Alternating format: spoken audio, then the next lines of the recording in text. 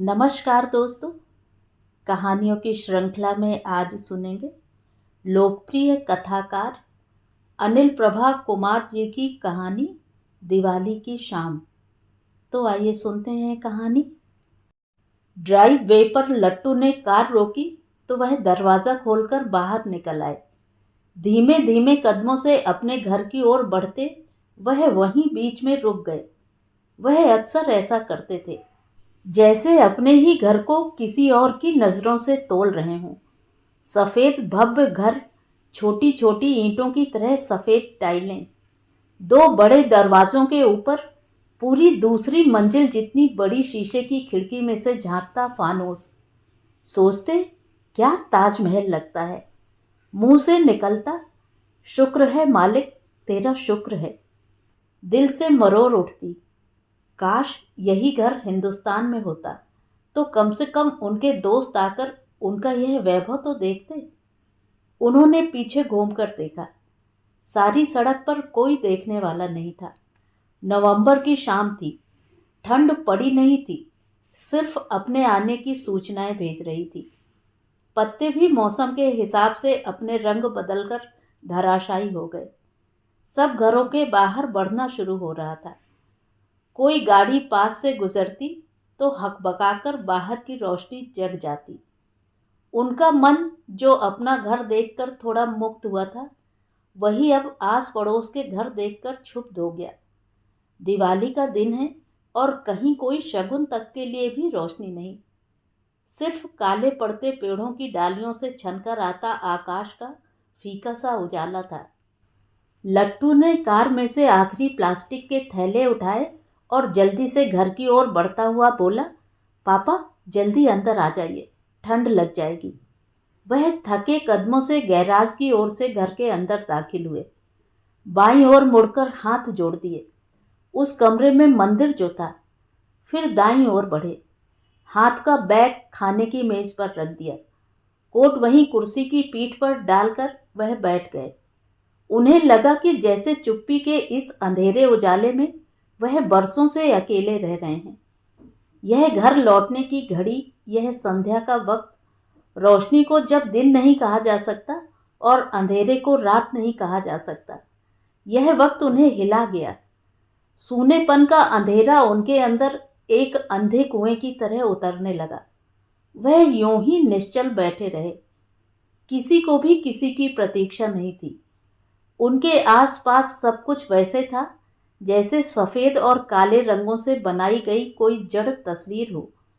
इस तस्वीर में चीज़ें ही थीं, ढेर सारी चीज़ें।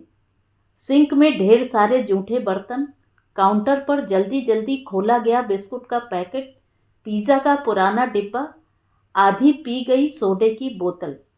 एक स्टोव पर कढ़ाई थी और दूसरे पर खुला प्रेशर कुकर। कोने में मिक्सी और टोस्टर पड़े थे, पर उनकी रेखाएं धूमिल सी थीं। उन्होंने सोचा कि अगर कोई दूसरा उनको देखे तो शायद कुर्सी पर बैठी उनकी आकृति भी इस जड़ तस्वीर का ही एक हिस्सा लगेगी। उन्होंने दाईं तरफ से बड़े से फैमिली रूम की ओर नज़र घुमाई। जिंदगी की तस्वीर सिर्फ रुकी हुई नहीं, बोझिल भी थी। भारी सा कालीन, उस पर उससे भी भारी सोफा, उस पर रंगीन गद्दियों का ढेर जिन्हें वह ठीक से देख नहीं सकते थे, बस हल्के अंधेरे में अंदाज़ा लगा सकते थे। सभी कुछ ठहरा हुआ था उनकी भीतरी जिंदगी की तरह। उन्होंने जोर से सांस ली, जैसे कि इस रुकी हुई जिंदगी में जान डालने की कोशिश कर रहे हों। लगा गद्दियों के भीतर से जैसे कुछ हलचल हुई। उन्होंने अंदाजे से ही पहचाना, लक्ष्मी की आंख लग गई होगी। अगर घर में कुछ पकने की ही खुशबू आ रही होती तो शायद यह तस्वीर थोड़ी सजीव हो जाती। पर अब लक्ष्मी बहुत अरसे से खाना नहीं पकाती। बहुत पकाया है बेचारी ने। 70 से ऊपर की हो गई है वह। भारी शरीर को बीमारियों ने भी दबोच रखा है। वह धीरे से उठी। चलते चलते उसका शरीर थोड़ा सा बाईं ओर झूल जाता था। उठकर उसने बिजली का बटन दबाया।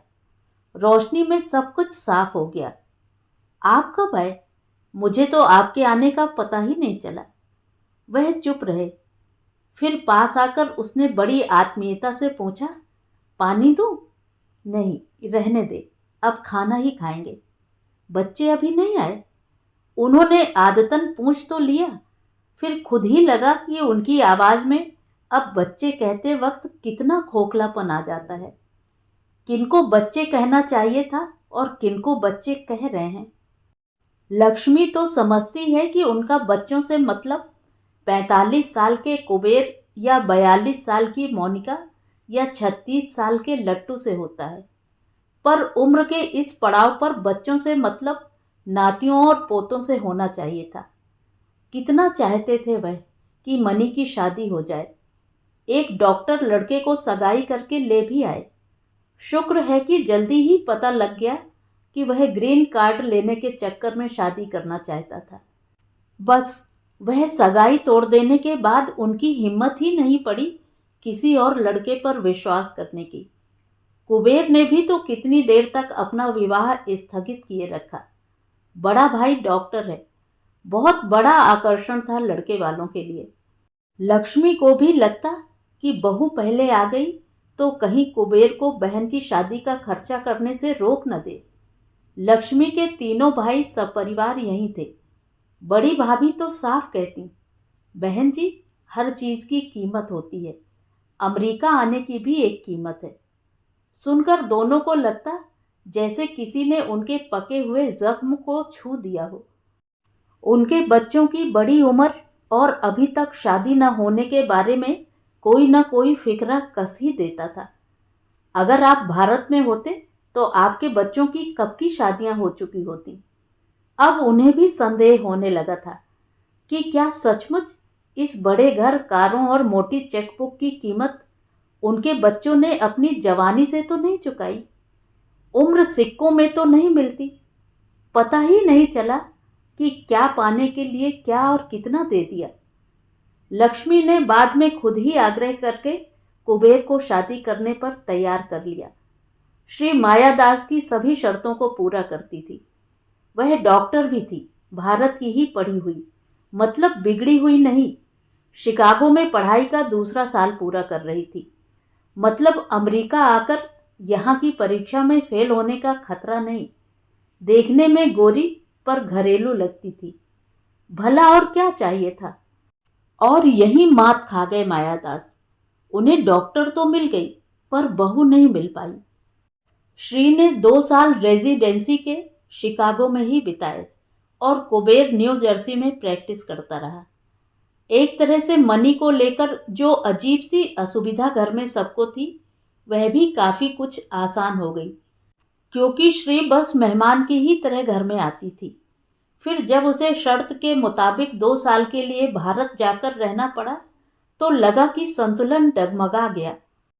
लौटी तो फेलोशिप करने के लिए न्यूयॉर्क में रहने लगी। सभी लोग आशा लगाए बैठे थे कि अब गृहस्थी बस जाएगी। पढ़ाई पूरी कर शायद श्री मां बनना चाहे। जब न्यू जर्सी में अपनी लाइन की नौकरी नहीं मिली तो कुबेर का धैर्य भी जवाब दे गया, इतना पढ़ लिख कर अब घर तो नहीं बैठ सकती ना। श्री के इस उत्तर से वह निरुत्तर हो गया। शादी में समझौते का क्या मतलब होता है अब उसकी समझ में आ गया था। इस बार भी दिवाली श्री विहीन ही थी। चारों तरफ फैले शॉपिंग थैलों को देखकर लक्ष्मी को थोड़ी खींच सी हुई, फिर पी गई। जब से मनी की सगाई टूटी है तब से उसकी यह शॉपिंग की आदत हद से बाहर हो गई। लगातार हर वक्त चीजें खरीदती रहती है। घर को सजाने की, अपनी, भाइयों की, मम्मी पापा की जरूरत की और ज्यादातर बेजरूरत की। क्यों कूड़ा कबाड़ा इकट्ठा करती रहती है? लक्ष्मी खींचती, पर मनी घर में चीजें भरती जाती, जैसे कोई असीमित खालीपन हो, भरता ही न हो। अब लक्ष्मी उसे कुछ नहीं कहती। जरा मनी को आवाज दो, ऊपर होगी, उसने पति से कहा। पापा की आवाज सुनकर मनी दौड़ती हुई नीचे आ गई। लट्टू भी ऊपर है क्या? क्या कर रहा है? इंटरनेट पर बैठा है, लड़कियां देख रहा होगा। मनी ने जैसे शिकायत लगाई। क्या बात करती है बेटे? उन्होंने प्यार से बेटे की तरफदारी की। उसको भी नीचे बुला ले। पापा, श्री साउथ कैरोलिना से जो उसके लिए पटाखे लाई थी ना, वह उन्हें चलाने की सोच रहा है। ना ना ना, यह कभी ना करने देना उसे। गैर कानूनी है यहाँ पटाखे चलाना। माया दास को अपरिपक्व बुद्धि वाले अपने इस छोटे बेटे से हमेशा ही खतरा बना रहता था। दिवाली वाले दिन पटाखे चलाना गैर कानूनी है? मनी ने त्योरियां चढ़ाकर प्रश्न दागा। माया दास चुप ही रहे, क्या जवाब देते। फिर उन्होंने बात बदलकर बहुत प्यार से कहा, मनी बेटे, आज दिवाली है, कुछ तो पूजा की तैयारी कर लो। पापा, बहुत थकी हुई आई हूँ काम से, कहकर मनी ने बाकी के घर की बत्तियां भी जला दी। एक उड़ती हुई उम्मीद से उसने अपने पापा के आसपास नजर डाली। कहीं कोई रंगीन थैला न देख मन महसूस कर चुप सी हो गई।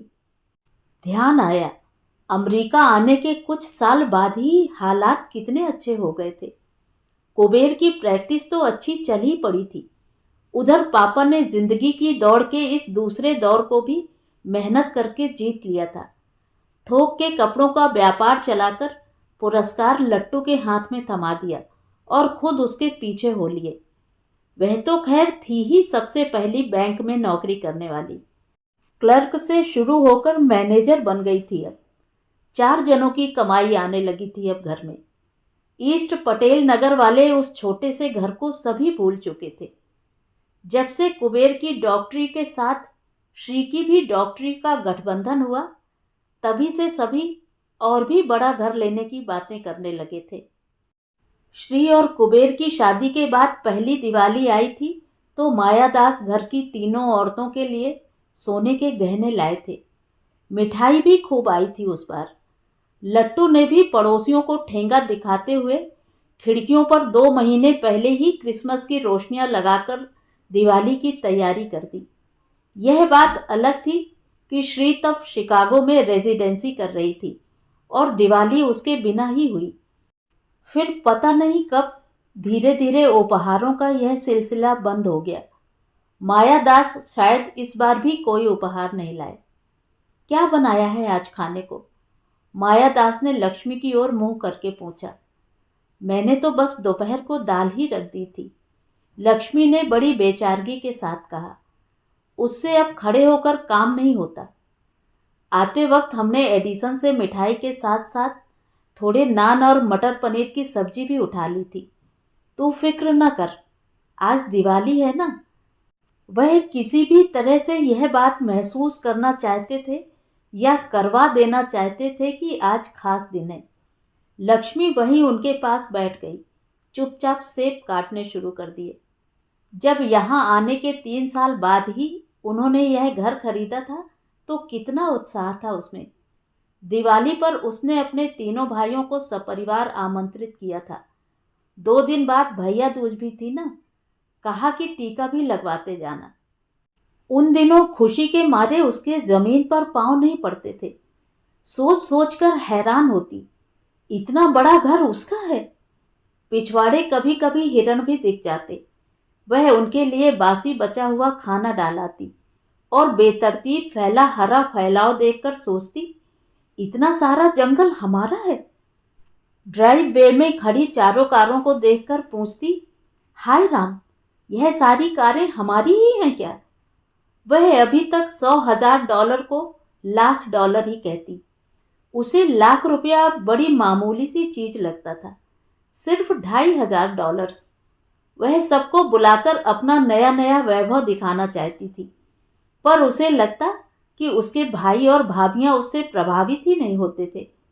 शायद वह उससे पहले के यहाँ आए हुए थे। इसी बात को लेकर उनमें एक अहम का भाव था। उसे अमेरिका बुलाया भी तो बड़े भाई ने ही था। वह इस बात को कब का भुला चुकी थी। उस दिन बड़े भाई ने ही पूछा था, लक्ष्मी, तुझे अमेरिका पसंद है ना? हाँ, मुझे तो बहुत पसंद है। कितनी साफ जगह है। यहाँ ना मिट्टी है ना धूल, पानी बिजली सब काम करते हैं। भगवान की दया से पैसे की भी कोई कमी नहीं है हमें। हर चीज के लिए कीमत देनी पड़ती है बहन जी। बड़ी भाभी ने पता नहीं क्या सोचकर कहा। क्यों, हमें यहाँ भला किस बात की कमी है? लक्ष्मी ने चिढ़कर पूछा। हिंदुस्तान में होते तो अब तक सब बच्चों की शादी हो जाती। भाभी ने फिर से दाग दिया। लक्ष्मी और मायादास दोनों के मुंह का स्वाद कसैला हो गया। शादी होने में कौन सी देर लगती है, बस पास रोकड़ा होना चाहिए। कुबेर की जो बहू आएगी उसने नोट ही तो गिनने हैं आकर। पैसा, उनके पास एक ऐसा ट्रम्प कार्ड था जिससे वह हर चीज को मात देने की सोचते थे। गैराज का दरवाजा खुलने और फिर बंद होने की आवाज आई। कुबेर घर के भीतर आ चुका था। दाएं हाथ से टाई उतारते हुए उसने मनी को आवाज लगाई। बहुत भूख लगी है मनी, जल्दी से खाना डाल दे। मनी ने फुर्ती से खाना माइक्रोवेव में गर्म किया और कागज की प्लेटें और प्लास्टिक के चम्मच सबके आगे रख दिए। सभी चुपचाप खा रहे थे सिवाय मनी के। एक पिटे हुए रिकॉर्ड की तरह उसकी शिकायतें पृष्ठभूमि में चल रही थीं। दिवाली है, कोई और तो घर में दिलचस्पी लेता नहीं, मैं अकेली क्या क्या करूं? उसकी बातों को बिल्कुल अनसुना कर लक्ष्मी बोली, जा मनी, मंदिर में जाकर जरा पूजा की तैयारी तो कर दे, हम अभी आते हैं। आखिर दिवाली की पूजा तो करनी है ना। रसोई के बाईं ओर मंदिर वाले कमरे में जाकर सभी बैठ गए। चांदी की बड़ी सी थाली में 7 चांदी के ही दिए जगमगाने लगे। जयपुर से खास लाई गई संगमरमर की मूर्तियां, उनके लिए जरी के वस्त्र, सोने का पानी चढ़े आभूषण और लाल रंग का सिर्फ पूजा के लिए ही रखा गया कालीन। मायादास विभोर हो गए। दीवार के साथ टेक लगाकर कुबेर लट्टू चुपचाप थके हारे से बैठ गए। लक्ष्मी से अब जमीन पर बैठा नहीं जाता। उसने बाईं टांग सीधी ही रखी, घुटना मोड़ने से दर्द उठता था। पति से बोली, जरा इन गणेश लक्ष्मी के सिक्कों को दूध से धोकर केसर और चावल का तिलक तो लगा दीजिए। उसने मिठाई का डिब्बा खोलकर रख दिया। लक्ष्मी ने आंखें बंद करके आरती करनी शुरू कर दी। कमरे में लैंप की रोशनी बहुत धीमी थी। आरती के दिए की लौ कांप कांप जाती। मनी सबसे पीछे जाकर बड़े से तुलसी के गमले के पास जाकर बैठ गई। पहले हर दिवाली को उसके मन में एक उम्मीद की कपकपाहट होती थी। शायद अगली दिवाली पर कोई दूसरा घर हो और वह खुद गृह लक्ष्मी हो। लाल साड़ी में गहनों से झिलमिलाती वह किसी की तरफ यूं ही प्यार से देखे और कहे, जरा गणेश लक्ष्मी जी को तिलक तो लगा दीजिए। उसने आंखें बंद की हुई थी और आज उस ख्याल की एक छोटी सी झलक भी अंदर नहीं तिरी। कितनी दीपावलियां बीत गईं यूं ही इस घर में। उसके सीने से एक हल्की सी कराहती सी सांस उठी और फिर वहीं हल्के अंधेरे में सिमट गई। लट्टू की आंखें दियों पर टिकी थी, वैसी ही एक चमक उसकी अपनी आंखों में भी थी। पापा ने आज कार में लौटते वक्त कहा था, लट्टू तू 36 का हो गया तो उससे क्या फर्क पड़ता है। इंडिया जाकर 24-25 साल की किसी सुंदर सी लड़की से तेरी शादी करा देंगे। बस पास में पैसा होना चाहिए। लोग छोटी छोटी लड़कियां भी ब्याह देते हैं। लट्टू के चेहरे पर मुस्कान आ गई। उसने अपने हल्के होते हुए बालों पर उस्तरा फिरवाकर सिर बिल्कुल क्लीन शेव करवा लिया था। उसने सिर पर हाथ फेरते हुए बड़े फिल्मी अंदाज से गर्दन को थोड़ा टेढ़ा किया। अचानक उसे ध्यान आया कि मलीसा फोन का इंतजार कर रही होगी। वह ऊपर भागा। कुबेर ने महसूस किया कि श्री कभी दिवाली पर यहाँ नहीं होती। असल में कभी भी नहीं होती। बस महीने में 2-3 दिन की छुट्टी लेकर भागती दौड़ती आती है। ऐसे ही सब कुछ बेतरतीब से फैलाकर फिर वैसे ही वापस लौट जाती है। यहाँ होती तो शायद माँ आज की पूजा उससे करवाती। पता नहीं तब मनी को कैसा लगता। श्री तो उम्र में मनी से भी 2 साल छोटी है। उसने गहरी नजर से मूर्तियों को देखा, या शायद नहीं। जरा सा प्रसाद मुंह लगाकर वह उठ गया। मुझे नींद आ रही है, सुबह फिर जल्दी उठना है, उसने धीरे से कहा। लो, अब यह इतनी सारी मिठाई कौन खाएगा। लक्ष्मी ने शिकायत के लहजे से कह तो दिया, फिर लगा नहीं कहना चाहिए था। मायादास और लक्ष्मी की आंखें मिली और वापस जाकर मक्खन का पेड़ा हाथ में उठाए बाल गोपाल की तस्वीर पर ठहर गईं। दोनों पति पत्नी वहीं टिमटिमाते दियों की कांपती रोशनी में चुपचाप बैठे रहे। मनी का जाना न किसी ने देखा और न महसूस ही किया। माया दास के कानों में कहीं बहुत दूर दिवाली के बम फूटने की आवाजें गूंज रही थीं। अमावस्या की रात में उनके मन में जैसे रोशनी की इच्छा ने सिर उठाया। अगली दिवाली हिंदुस्तान में मनाएंगे, सभी जाएंगे, बस पास रोकड़ा होना चाहिए। मोम के दियों की लौ चटकने लगी थी। अपनी आवाज के इस अजनबी खोखलेपन से वह खुद ही घबरा गए। लक्ष्मी मुंह बाए उनकी ओर देखती रही। बिस्तर की ओर बढ़ते हुए कुबेर का पांव किसी चीज में अटक गया। अंधेरे में ही हाथ बढ़ाकर उसने उठा लिया। श्री की साड़ी थी जो लापरवाही से वह यूं ही कुर्सी पर फेंक गई थी। उठाकर वापस रखते हुए उसका हाथ रुक गया। उसने धीरे से उठाकर उसे अपने पलंग के सिरहाने पर रख दिया, वहां जहां आने पर श्री सिर रखकर सोया करती थी। तो ये थी कहानी। कहानी आपको कैसी लगी कमेंट करके ज़रूर बताएं। और अगर मेरे द्वारा सुनाई हुई कहानियाँ आपको अच्छी लगती हैं और आप मेरे चैनल पर पहली बार आए हैं तो चैनल को सब्सक्राइब ज़रूर करें, लाइक करें और अपने दोस्तों और परिचितों में शेयर भी करें। बेल आइकन दबाना बिल्कुल भी ना भूलें। धन्यवाद।